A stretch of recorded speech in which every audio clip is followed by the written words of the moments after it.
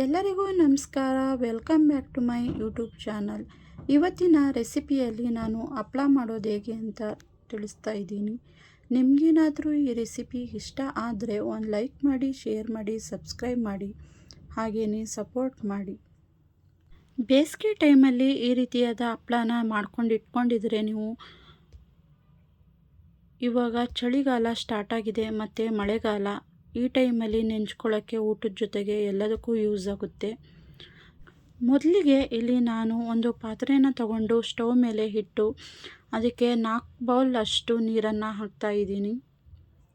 ಇಲ್ಲಿ ನಾನು 2 ಬೌಲ್ನಷ್ಟು ಅಕ್ಕಿ ಹಿಟ್ಟನ್ನು ತಗೊಂಡಿದ್ದೀನಿ, ಅದರಿಂದ 4 ಬೌಲ್ ಅಷ್ಟು ನೀರನ್ನು ಹಾಕ್ಕೊಂಡಿದ್ದೀನಿ. ನಂತರ ನೀರನ್ನು ಕಾಯಕ್ಕಿಟ್ಟು ಒಂದು ಮಿಕ್ಸಿ ಜಾರನ್ನ ತಗೊಂಡಿದ್ದೀನಿ. ಆ ಮಿಕ್ಸಿ ಜಾರಿಗೆ 4 ಮೆಣಸಿನ್ಕಾಯಿ, 1-2 ಎಸ್ಲು ಬೆಳ್ಳುಳ್ಳಿ ಮತ್ತು ಸಣ್ಣದಾಗಿ ಹಚ್ಚಿಟ್ಕೊಂಡಿರುವ ಈರುಳ್ಳಿ 1-2, ಇಲ್ಲಿಗೆ ರುಚಿ ಬರಲಿಕ್ಕೆ ಅಂತ ಟೇಸ್ಟಿಯಾಗಿ ಮಾಡ್ಕೊಳ್ಳೋಕ್ಕೆ ಅಂತಲೇ ನಾನು 1 ಕಟ್ಟು ಪಾಲಕ್ ಸೊಪ್ಪನ್ನು ತಗೊಂಡಿದ್ದೀನಿ.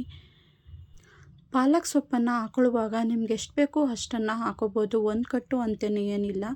ನಿಮಗೆ ಹಪ್ಪಳ ಗ್ರೀನ್ ಕಲರ್ ಬರಬೇಕು ಅಂದರೆ ಜಾಸ್ತಿ ಹಾಕೋಬೋದು, ಇಲ್ಲ ಅಂದರೆ ನಿಮ್ಗೆ ಎಷ್ಟು ಬೇಕೋ ಅಷ್ಟನ್ನು ಹಾಕೋಬೋದು. ನಾನು ಇಲ್ಲಿ 1 ಕಟ್ ಮಾತ್ರ ಪಾಲಕ್ ಸೊಪ್ಪನ್ನ ಯೂಸ್ ಮಾಡ್ಕೊಂಡಿದ್ದೀನಿ. ನೀವು ಈ ರೀತಿಯಾಗಿ ಚಿಕ್ಕದಾಗಿ ಕಟ್ ಮಾಡಿಕೊಂಡು ಹಸಿಯಾಗಿ ಕೂಡ ಹಾಕೋಬೋದು ಸೊಪ್ಪನ್ನು, ಇಲ್ಲ ಅಂದರೆ ಪಾಲಕ್ ಸೊಪ್ಪನ್ನ 2 ನಿಮಿಷ ಚೆನ್ನಾಗಿ ಬೇಯಿಸಿ ನಂತರ ಕೂಡ ಯೂಸ್ ಮಾಡ್ಕೋಬಹುದು. ನಿಮ್ಗೆ ಯಾವ ರೀತಿ ಬೇಕು ಅನಿಸುತ್ತೋ ಆ ರೀತಿ ಮಾಡ್ಕೊಳ್ಳಿ. ನಾನು ಇವಾಗ ತಗೊಂಡಿರುವ ಮೆಣಸಿನ್ಕಾಯಿ, ಬೆಳ್ಳುಳ್ಳಿ ಮತ್ತು ಈರುಳ್ಳಿ, ಪಾಲಕ್ ಸೊಪ್ಪು ಎಲ್ಲನೂ ಮಿಕ್ಸಿ ಜಾರಿಗೆ ಹಾಕ್ಕೊಂಡು ಚೆನ್ನಾಗಿ ಪೇಸ್ಟ್ ರೂಪದಲ್ಲಿ ರುಬ್ಕೋಬೇಕು. ರುಬ್ಕೊಂಡು ಆದಮೇಲೆ ಮೊದಲೇ ಕಾಯಕ್ಕಿಟ್ಟಿರುವ ನೀರಿಗೆ ಹಾಕಿ ಮಿಕ್ಸ್ ಮಾಡ್ಕೊತಾ ಇದ್ದೀನಿ. ನಂತರ ಫ್ರೆಂಡ್ಸ್, ಇದಕ್ಕೆ ರುಚಿಗೆ ತಕ್ಕಷ್ಟು ಉಪ್ಪು ಮತ್ತು ಹಪ್ಪಳ ಖಾರ ಅಂತ ಬರುತ್ತಲ್ಲ, ಅಂಗಡಿಗಳೆಲ್ಲ ಹಪ್ಪಳ ಖಾರ ಅಂತ ಕೇಳಿದ್ರೆ ಸಿಗುತ್ತೆ, ಅದನ್ನು ತಗೊಬಂದು 1 ಸ್ಪೂನಷ್ಟು ಹಾಕ್ತಾಯಿದ್ದೀನಿ.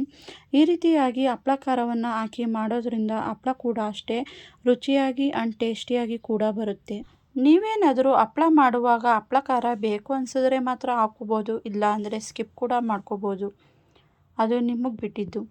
ಮತ್ತು ಇಲ್ಲಿ ನಾನು 2 ಸ್ಪೂನಷ್ಟು ಮಾತ್ರ ಅಕ್ಕಿ ಹಿಟ್ಟನ್ನು ತಗೊಂಡು ಮಿಕ್ಸ್ ಮಾಡಿ ಈ ರೀತಿಯಾಗಿ ಒಂದು ಕೋಲಿಂದ ಆಡ್ತಾಯಿದ್ದೀನಿ.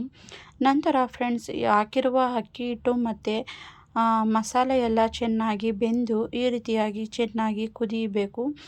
ಈ ರೀತಿಯಾಗಿ ಕುದಿ ಬಂದಾಗ ಉಪ್ಪು ಮತ್ತು ಖಾರ ಎಲ್ಲ ಸರಿಯಾಗಿದೆಯಾ ಅಂತ ಒಂದು ಸಲ ನೋಡ್ಕೋಬೇಕು.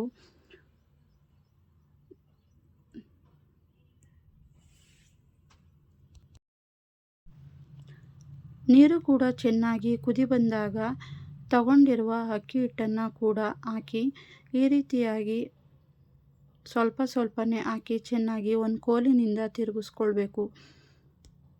ಈ ರೀತಿಯಾಗಿ ಸ್ವಲ್ಪನೇ ಅಕ್ಕಿ ಹಿಟ್ಟನ್ನು ಹಾಕಿ ತಿರುಗಿಸ್ಕೊಳ್ಳೋದ್ರಿಂದ ಯಾವುದೇ ರೀತಿಯ ಗಂಟುಗಳು ಬರೋದಿಲ್ಲ. ಹಿಟ್ಟು ಕೂಡ ಅಷ್ಟೇ ಹದವಾಗಿ ಚೆನ್ನಾಗಿ ಬೇಯುತ್ತೆ ಫ್ರೆಂಡ್ಸ್. ಈ ರೀತಿಯಾಗಿ ಹಿಟ್ಟನ್ನು ಎಲ್ಲನೂ ಕೂಡ ಹಾಕಿ ಚೆನ್ನಾಗಿ ಒಂದು ಕೋಲಿನಿಂದ ತಿರುಗಿಸಿ ನಂತರ ನಿಮ್ಗೆ ಎಷ್ಟು ಬೇಕೋ ಅಷ್ಟು ರುಚಿಗೆ ಜೀರಿಗೆನ ಹಾಕ್ಕೊಳ್ಳಿ. ನಾನು ಇಲ್ಲಿ 2 ಸ್ಪೂನಷ್ಟು ಜೀರಿಗೆನ ಹಾಕ್ತಾಯಿದ್ದೀನಿ. ನಂತರ ಫ್ರೆಂಡ್ಸ್, ಒಂದು ಕೋಲನ್ನ ತಗೊಂಡು ಈ ರೀತಿಯಾಗಿ ಚೆನ್ನಾಗಿ ಹಿಟ್ಟನ್ನು ಜಡ್ಕೋಬೇಕು. ಈ ರೀತಿಯಾಗಿ ಜಡ್ದು ಒಂದು ತಟ್ಟೆನ ಮುಚ್ಚಿ 1/4 ಗಂಟೆ ಚೆನ್ನಾಗಿ ಬೇಯಿಸ್ಕೊಂಡ್ರೆ ಸಾಕು, ಹಿಟ್ಟು ಒಂದು ಹದವಾಗಿ ರೆಡಿಯಾಗುತ್ತೆ. ನೋಡಿ ಫ್ರೆಂಡ್ಸ್, ಈ ರೀತಿಯಾಗಿ ಹಿಟ್ಟನ್ನು ನಾನು ಚೆನ್ನಾಗಿ ಬೇಯಿಸ್ಕೊಂಡಿದ್ದೀನಿ. ನಂತರ ಒಂದು ತಟ್ಟೆನ ತಗೊಂಡು ಅದಕ್ಕೆ ಬಿಸಿ ಇದ್ದಾಗಲೇ ಹಿಟ್ಟನ್ನು ಹಾಕೋತಾ ಇದ್ದೀನಿ. ಈ ರೀತಿಯಾಗಿ ಹಿಟ್ಟನ್ನು ಸ್ವಲ್ಪ ತಟ್ಟೆಗೆ ಎಣ್ಣೆ ಹಾಕಿ ಕೈಗೂ ಕೂಡ ಸ್ವಲ್ಪ ಎಣ್ಣೆ ಹಚ್ಕೊಂಡು ಹಿಟ್ಟನ್ನು ಚೆನ್ನಾಗಿ ನಾದ್ಕೋಬೇಕು. ಚಪಾತಿ ಹಿಟ್ಟನ್ನು ಹೇಗೆ ನಾದ್ಕೋತೀವೋ ಆ ರೀತಿಯೇ ಈ ಹಿಟ್ಟನ್ನು ಕೂಡ ಚೆನ್ನಾಗಿ ನಾದ್ಕೋಬೇಕು. ಹಿಟ್ಟೆಲ್ಲ ರೆಡಿ ಮಾಡ್ಕೊಂಡ್ಮೇಲೆ ನಿಮಗೆ ಯಾವ ಸೈಜಿಗೆ ಹಪ್ಪಳ ಬೇಕೋ ಆ ಸೈಜಿಗೆ ಹಿಟ್ಟನ್ನು ಸಣ್ಣ ಉಂಡೆಗಳಾಗಿ ಮಾಡ್ಕೋಬೇಕು. ನಾನು ಇಲ್ಲಿ ಮೀಡಿಯಮ್ ಸೈಜ್ ಹಪ್ಪಳಗಳನ್ನ ಮಾಡೋದ್ರಿಂದ ಈ ಸೈಜಾಗಿ ಉಂಡೆನ ಮಾಡ್ಕೋತಾ ಇದ್ದೀನಿ. ನಿಮಗೇನಾದರೂ ದೊಡ್ಡ ಹಪ್ಪಳ ಬೇಕು ಅಂದರೆ ಇನ್ನೂ ಸ್ವಲ್ಪ ದಪ್ಪ ಉಂಡೆಯಾಗಿ ಮಾಡ್ಕೊಳ್ಳಿ. ನಾನು ಇಲ್ಲಿ ಮೀಡಿಯಮ್ ಸೈಜ್ ಹಪ್ಪಳ ಮಾತ್ರ ಮಾಡ್ಕೋತಾ ಇದ್ದೀನಿ. ಹಿಟ್ಟು ಕೂಡ ಬಿಸಿ ಇದ್ದಾಗಲೇ ಈ ರೀತಿಯಾಗಿ ಎಲ್ಲನೂ ಉಂಡೆ ಕಟ್ಕೊಂಡು ಇಟ್ಕೋಬೇಕು. ಉಂಡೆಗಳೆಲ್ಲ ರೆಡಿ ಆದಮೇಲೆ ನಾನು ಇಲ್ಲಿ ಒಂದು ತಟ್ಟೆನ ಇಟ್ಕೊಂಡಿದ್ದೀನಿ. ಒಂದು ಕವರ್ನ ತಗೊಂಡು 2 ಭಾಗ ಮಾಡಿ ಇಟ್ಕೊಂಡಿದ್ದೀನಿ. ಅದರಲ್ಲಿ ಒಂದು ಕವರ್ನ ತಟ್ಟೆ ಮೇಲೆ ಹಾಕಿ ಸ್ವಲ್ಪ ಎಣ್ಣೆ ಸವರಿ ಅದರ ಮೇಲೆ ಒಂದು ಉಂಡೆನ ಹಾಕಿ ಅದರ ಮೇಲೆ ಒಂದು ಕವರ್ನ ಹಾಕಿ ಮುಚ್ಚಿದ್ದೀನಿ. ನಂತರ ಈ ರೀತಿಯಾಗಿ ಒಂದು ಚಿಕ್ಕ ತಟ್ಟೆನ ತಗೊಂಡು ಈ ರೀತಿಯಾಗಿ ಕೈಯಲ್ಲಿ ಆ ಕಡೆ ಈ ಕಡೆ ಎಲ್ಲ ಎಳೆದು ನಮಗೆ ಯಾವ ಆಕಾರ ಬೇಕೋ ಆ ಆಕಾರಕ್ಕೆ ಹಪ್ಪಳನ ರೆಡಿ ಮಾಡ್ಕೋಬೇಕು.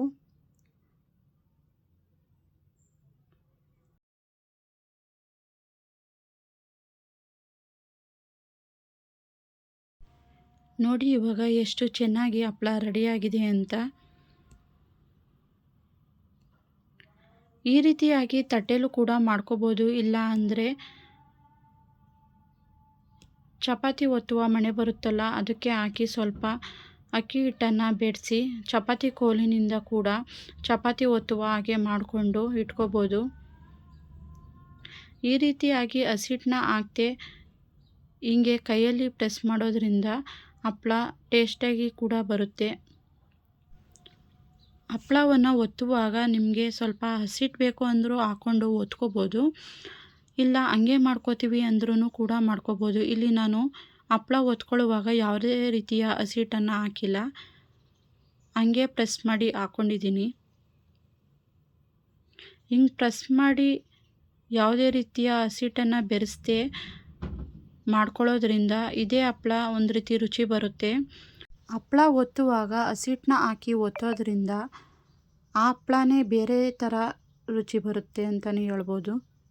ಈ ರೀತಿಯಾಗಿ ಎಲ್ಲ ಹಪ್ಪಳವನ್ನು ಒತ್ಕೊಂಡ್ಮೇಲೆ ನಾನು ಮೇಲ್ಗಡೆ ತಗೊಂಡೋಗಿ ಒಂದು ಸೀರೆನ ಹಾಕಿದ್ದೀನಿ. ಆ ಸೀರೆ ಮೇಲ್ಗಡೆ ಒಂದೊಂದಾಗಿ ಈ ರೀತಿ ಹಪ್ಪಳನ ಹಾಕಿ ಒಣಗಿಸ್ಕೊತಾ ಇದ್ದೀನಿ.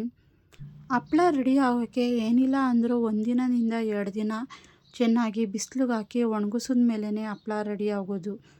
ನೋಡಿ ಫ್ರೆಂಡ್ಸ್, ಒಣಗಿಸಿದ ಮೇಲೆ ಈ ರೀತಿಯಾದ ಹಪ್ಪಳ ರೆಡಿಯಾಗಿದೆ.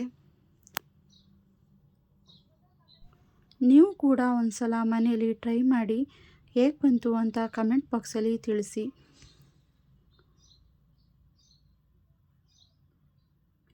ಹಾಗೆಯೇ ಈ ವಿಡಿಯೋ ಕೂಡ ನಿಮಗೆ ಇಷ್ಟ ಆಗಿದ್ದರೆ ಲೈಕ್ ಮಾಡಿ, ಶೇರ್ ಮಾಡಿ, ಸಬ್ಸ್ಕ್ರೈಬ್ ಮಾಡ್ಕೊಳ್ಳಿ.